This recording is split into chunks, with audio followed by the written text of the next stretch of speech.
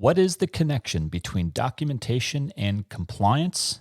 We'll discuss this topic on today's MSP Zone. You're entering the MSP Zone, a podcast for the managed services community, covering news, analysis, and interviews from around the globe. Elevate your MSP game by staying in the MSP Zone. And now, your host, Charles Weaver.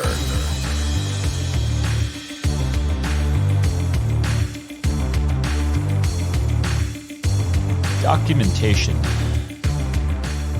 I know most people, their eyes glaze over when you start talking about documentation. It's like the boring, it's like the paperwork side of being in managed services, right? Nobody likes doing paperwork.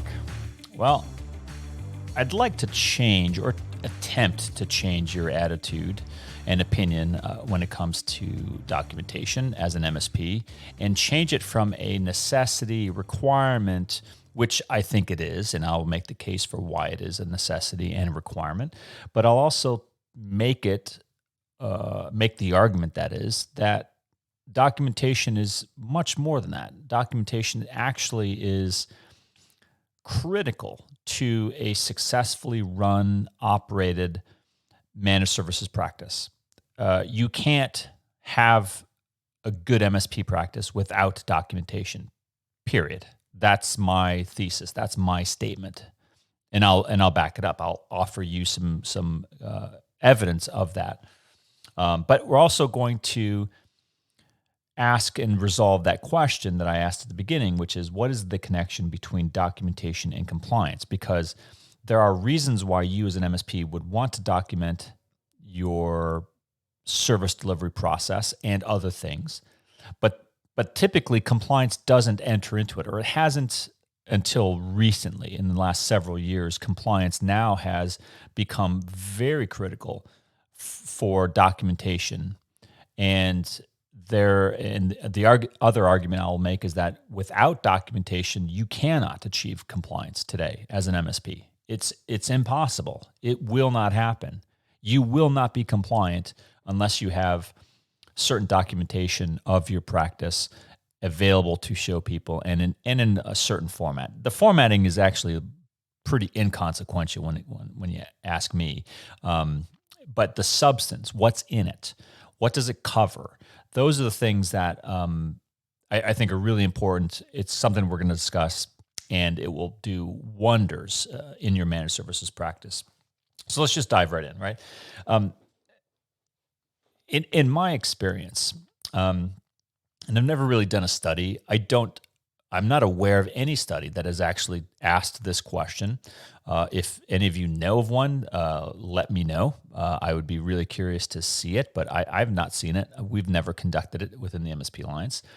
But I'm talking just about anecdotal evidence of hundreds and hundreds of and thousands over the years of MSPs who have come in and we've certified or audited.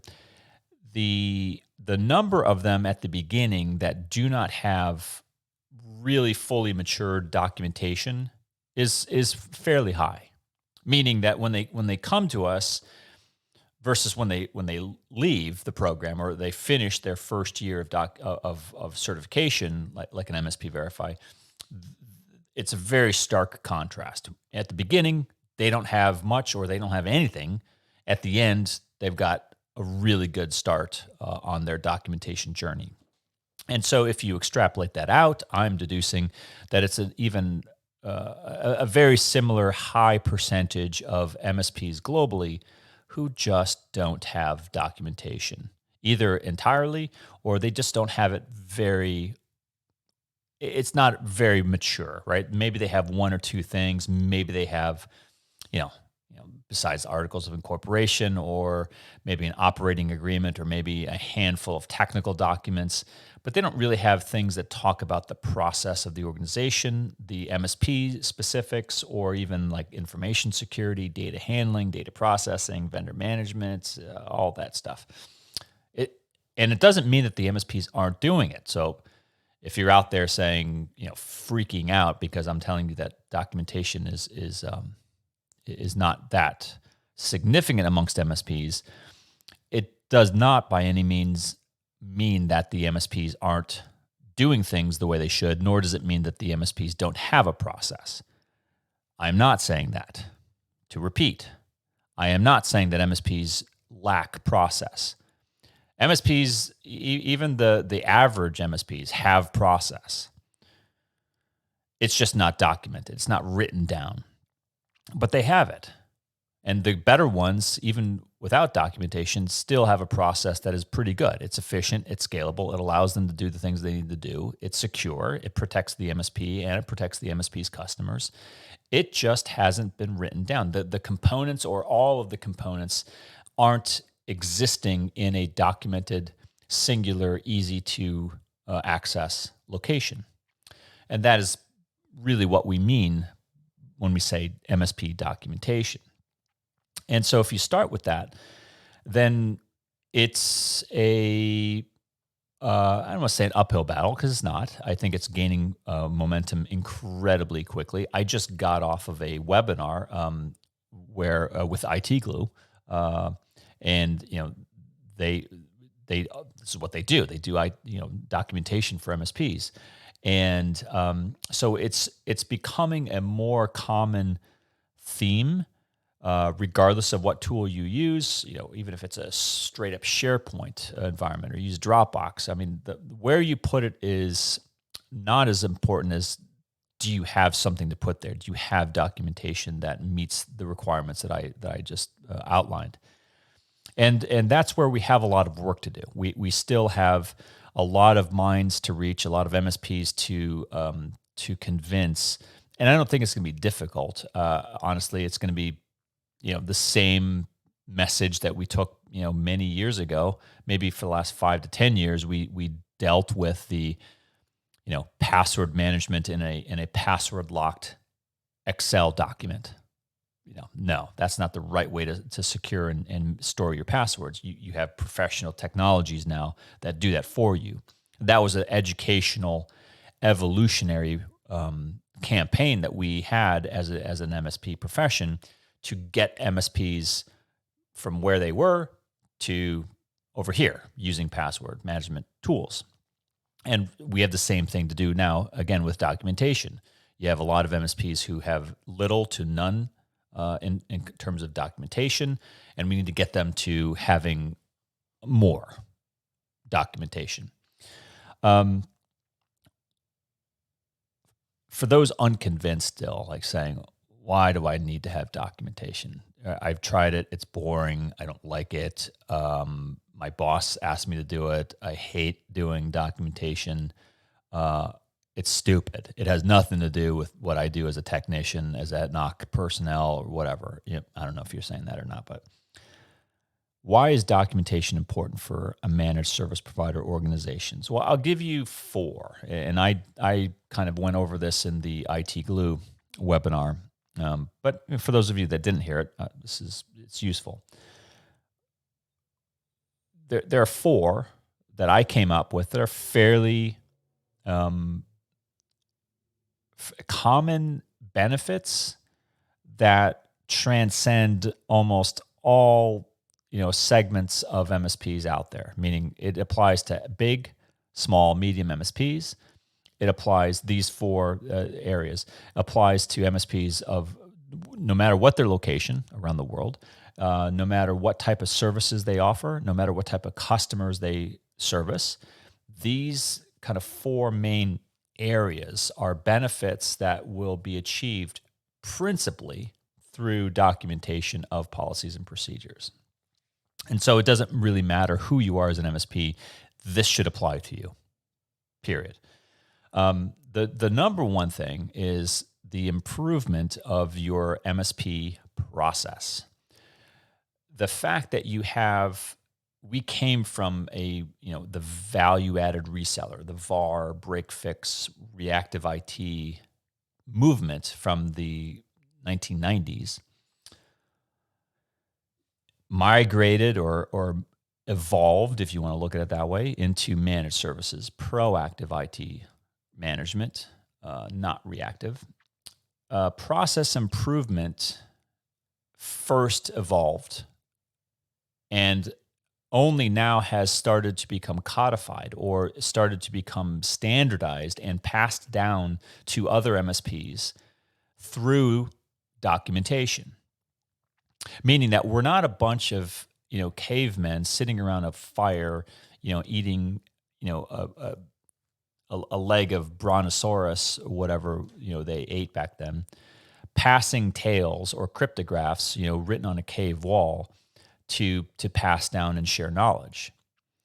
We now have evolved, and MSPs not only have a duty or an obligation, if you will, to document their process for themselves and their customers, but they also have an obligation to pass that information on to their peers, to educate their peers on what those best practices are, because that's the only way that you can elevate the entire community without having significant areas of deficiency or subpar performance on the part of an MSP, right? We don't have universities, colleges, vocational schools yet that teach managed services practice, right? You can't go to a college and like you can go study law, medicine, engineering, accounting, music, art, whatever it is, and get a degree and then go on and practice that out in the field. The only way you learn managed services is really going to work for another MSP. So documentation is critical for the ongoing evolution and improvement of the MSP process.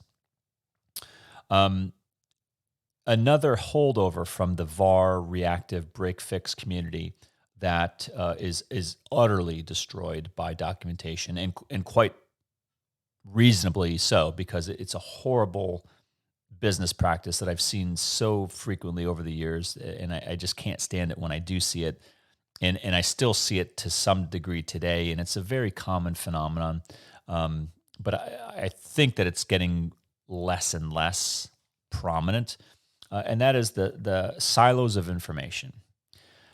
Whether it's an individual or it's a group of people who possess unique knowledge of something related to the operations of the MSP, these silos can be extraordinarily damaging to the efforts of the MSP to become scalable and efficient. And if you think about it, it's not that radical of a notion, right?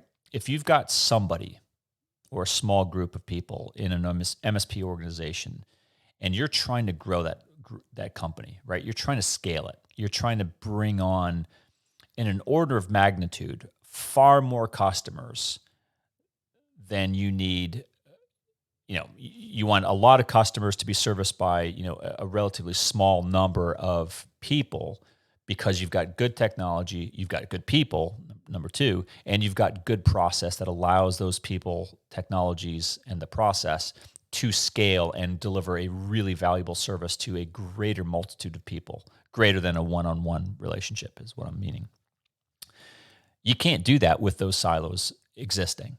You can't do it with one person saying, I'm going to retain all of the knowledge of this MSP business in my head, and without me, you can't do anything.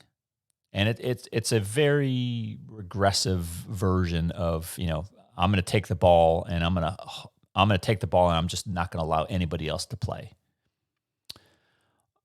And it's real. I've seen it. And, if you have someone like that or a group of people in your organization, maybe they don't know it. Maybe it doesn't always have to be hostile. It could just be accidental, where you end up with an individual or a group of people in your company that have that information locked up in their head. It's not written down. And it's not because of their fault. It's because no one ever asked them to write it down. I've seen that even more frequently, where it's not a nefarious behavior. It's just no one bothered to write down what you do. And it makes sense. I get it. What you do is very complex. What you do can differ depending on your business model. But if you do it right, if you have a good MSP business model, it should be fairly simple to document a small set of service delivery principles and practices into a working document. It doesn't mean the document won't change. Documents and process should always change, but it needs to be written down. And that's the only way you get rid of those silos of operations and silos of information. Another area that I commented on the webinar about the onboarding of MSP users, especially technicians, used to be something that was very much like that caveman analogy I just used of, verbal or oral passage of information, one person speaking to another and saying, this is how we do it. Right? I'm going to show you how we do what we do. That works one-on-one, maybe even one-on-two. But beyond that, you can't really in a scalable way, onboard new people without having something written down that they can read. Because even if you have the world's greatest trainer onboarding all of your people, it's not like that person's just going to sit there and be an FAQ screen for all these people and just, because people are going to have questions. Hey, I forgot how I did this. Where do I go? Or I can't. Well, nothing's written down, so I got to go ask so and so who did my onboarding. Right? Those are not good ways to bring people onto your organization. You want documentation that will allow you to go back, reference material time and time again, and that leads to the fourth area or fourth benefit of documentation, which is once you've onboarded your users, we're only human. We're going to make mistakes. And the only way you figure out and correct those mistakes is to know, where did the behavior deviate? From where did the behavior deviate? Documentation is one of the best ways to do that, because you can't exactly say to someone, follow my lead. I'm going to show you what to do. But if you don't do it, I'm going to expect you to be held to a standard that is not written down anywhere. It's just, I told you about it and you need to remember it forever. That's never going to work. It's not going to work. It doesn't work. You need to have it written down, because that's the only way you reasonably enforce constructively your MSP practices, your policies across a multitude of people, many of whom probably were onboarded at very different times. And let's face it, when you have an MSP organization, you evolve. Your technologies change, your process change, your customers and service delivery models change. You should be going through fairly regular change every year. May not be radical, but you're going to go through, something's going to change in your MSP environment. If you're doing the same thing as an MSP you were doing 15 years ago, you're not evolving. You're treading water or slowly drowning, but that's not managed services. You need to be changing and evolving constantly. And if you want to change and evolve, you need to have documentation to capture, to notate and codify those changes so that it becomes easier for you to train the next person that comes on board, and then to make sure that person is doing the things that they need to be doing, even as that documentation and that process changes over time. So now let's get back to, now you know why documentation is important. What is that connection between documentation and compliance? What is it? Why should it matter to me as an MSP? Well, here's the reality. As I said before, it is increasingly difficult. I would say we are now at the point where it is impossible for an MSP to achieve mainstream compliance with the regular, commonly known certifications, frameworks, audit standards, what have you, without documentation. It's just impossible. It's not like it's more challenging. You're going to have to work extra hard to achieve compliance. No, it's impossible. The lack of documentation, the lack of specific documentation, depending on the standard, can now, today, be an absolute barrier to you achieving certification. I'll give you a couple examples. If you're going through an MSP Verify, and to a certain extent SOC 2, and you don't have any documentation related to your vendor management, right? You don't know who your vendors are. You don't have them listed, anywhere. You don't have a process for how you onboard and review and vet those vendors. You don't have any type of risk management associated with those vendors. You're likely going to fail an audit. At the very least, you're going to get an exception, but it's likely that you'll probably fail it because vendor management is such a critical, important as part of the MSP Verify process. And it's such a critical thing for not just MSPs, but everybody. In case you haven't heard, in the last 14 months or so, we've had a huge increase since the pandemic started in supply chain vendor attacks. It's such a common attack vector now that the auditors even are just getting wind of it and saying, look, this is such an easy one. Just do it. And if you don't have it, they're going to look at you and say, what are you doing? Where have you been for the last 14 months that you don't think that securing your vendors downstream protects you and protects your customers? Of course it does. ISO 27001, impacting a lot of the MSPs and customers in Europe, some in the US and Canada, but mostly in Europe, Australia, Mideast, Africa, Latin America. ISO is very dominant over there. Still has a number of documentation requirements in that standard. NIST, CMMC, right here in the United States, that's becoming very popular topic amongst MSPs and customers. And absolutely, vendor management and documentation of that is a requirement. You have to have it in order to meet those specific controls. And the same with GDPR in Europe. Again, vendor management, processing of data, how you process data, sub-processors of data. Again, a kind of a European term for vendor management, so downstream vendor management. All of these themes are very similar to one another, but they all eventually have a requirement of where is it written down? How do you do this thing? And where is that written? Because if you just say, this is how I do it, but I don't have it written down, that is not an acceptable answer anymore. I'm just sorry. It's not. You cannot get away with that. So having documentation, and I'm not saying that if you have documentation, you will then be compliant. No. What I'm saying is without documentation, you cannot be compliant with a lot of these certifications. But there are other things that you also have to achieve beyond just documentation. So don't think of it as it's the only thing you need, but it's a indispensable requirement for achieving that documentation. How do you get started?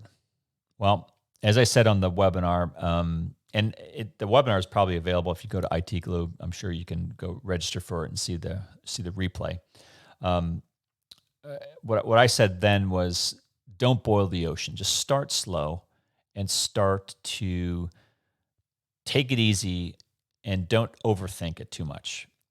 Meaning if you're starting at a point of you're starting at zero, you have no documentation in your MSP practice, start with a sentence or two in each of the major areas. Start writing down what is it that you do. Start with the easy stuff. All right. Do you back up your customer data? All right. Great. Start with that. How do you do it? Even if you don't offer backup as a service, guess what? You should be backing up your own data as an MSP. Start there. I, as an MSP, we back up our internal data X number of times a week. This is the frequency. Do we encrypt it? Do we not encrypt it? Does it stay in the cloud? Does it stay in a data center? If so, where is the data center? Start with those types of process documentation. And then pretty soon, then move on to information security. This is how we onboard customers. This is how we onboard users, employees. This is how we offboard employees. This is how we use multi-factor authentication. This is how we handle change management. We open up a ticket. We have the ticket process. The ticket is closed. The ticket is reviewed after it's closed by a senior manager on the NOC team. Whatever that process may be, you just start writing it down and you make it short and sweet. Over time, as you start to evolve your practice, as your process changes and you say, all right, we're going to add a little twist here. We're going to add an extra review. We're going to do an extra level of backup. We're going to do something. You write it down. And now you know where to write it down. You go back to the documentation that you started and you add another sentence that amplifies that process a little bit. And every time you make micro adjustments to your MSP practice, that's the process you follow, is you write it down. And in the practice of writing it down, you'll be able to make sure that everybody understands it. You'll be able to make sure that it is articulated in exactly the way that you want it to look. Everybody can see it. Everybody can be held to that same process with no degree of variance, really. And you have a great method for ensuring compliance and making sure that your organization can scale, become efficient, and most importantly, can remain compliant, because that is honestly the biggest money game for MSPs right now for the next 10, 20 years, is being in the compliance business, making your customers compliant because you, as an MSP, are compliant. It all starts with documentation. Hey, if you have any thoughts about this, we'd love to hear from you. Send us an email. We always love to hear comments. mspzone@mspalliance.com is the email. Throw us a line if you like it, hate it. If you got some other thoughts, suggestions, we always love to hear from you guys. But I hope you take this to heart. If you're starting from zero, you don't have anything, start today. That's my best advice. It won't take that long before you have something really meaningful, and the benefits will come very, very quickly. I assure you of that. This is Charles Weaver with the MSP Zone. Thanks for listening. If you enjoyed today's episode, please give us a like. Make sure you are subscribed to the podcast so you will get notified when future episodes are released. We will see you next time in the MSP Zone.